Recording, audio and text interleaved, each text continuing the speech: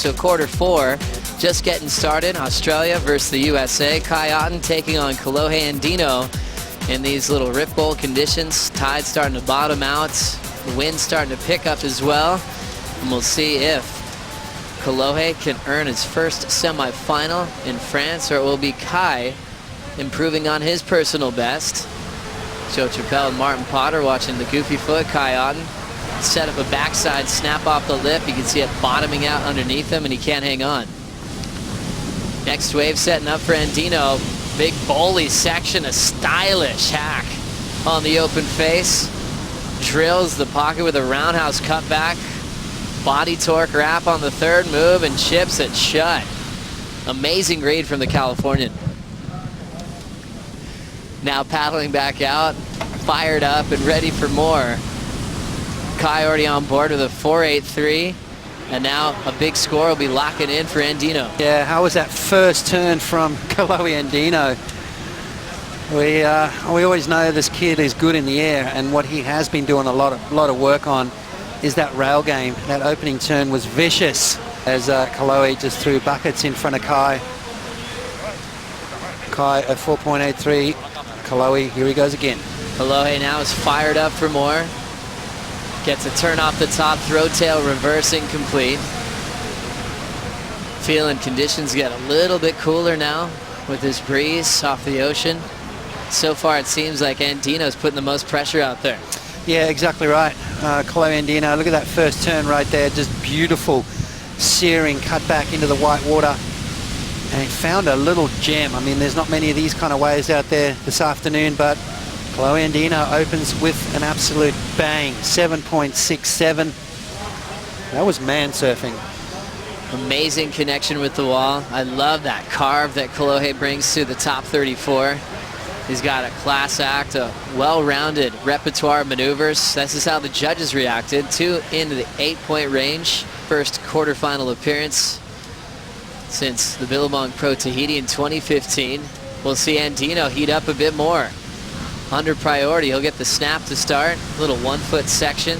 Sits on it, just trying to keep that energy going.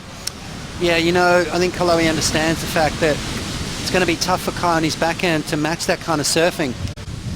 So now Andino looking for his first win off of Kai. Kolohe calls Kai one of his friends. He loves joking around with him behind the scenes. Now it's all business. At the moment, Kai needs a 6.52.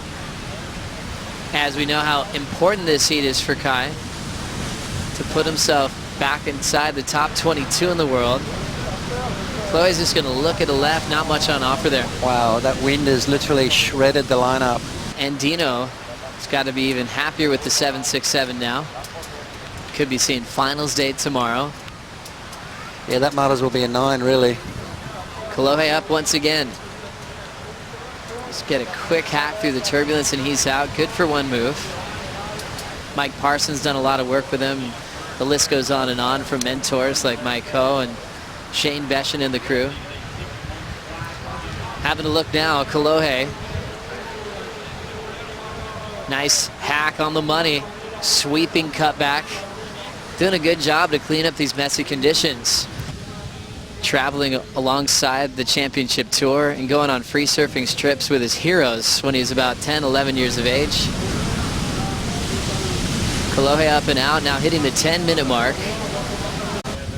As we now see Kolohe looking for something on his forehand, driving through this big frontside body torque wrap, whips it vertically, and he's out. So making these messy conditions looking really rippable and easy to surf. Andino. So an interesting situation. Andino does improve. 5.03 and he's up again. Just keeping a rhythm going underneath the priority of Kai Otton. Kai's been waiting for this wave to get started. Carved to snap off the top. Otton floats the finishing move. This one will count into his top 2. He did compete in Pro Juniors though through North America. He was planning on trying to win a Pro Junior. He ended up winning that and the main event in Huntington Beach. This is Kai at the 4-minute mark. Throw tail ends up incomplete and out the back as he'll still be chasing the 7.87. It's one of those things you just want to have happen all the time. As an athlete, it's the pinnacle of your sport. But here we go, Kai up and riding. Kai, first turn, solid. Moving quickly through the second snap. Didn't have a ton to work with. He's not going to go down without swinging for a shot at a semifinal. As I said before, a couple of 6.5s, and he's well and truly back in the game. Here he goes now, Joe.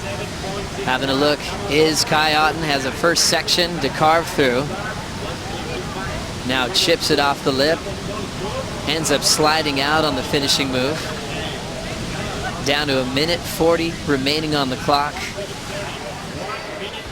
We have Keanu Singh being one of the biggest movers on tour as far as placing is concerned, as he'll be taking on world number 1 John Florence in the first semifinal.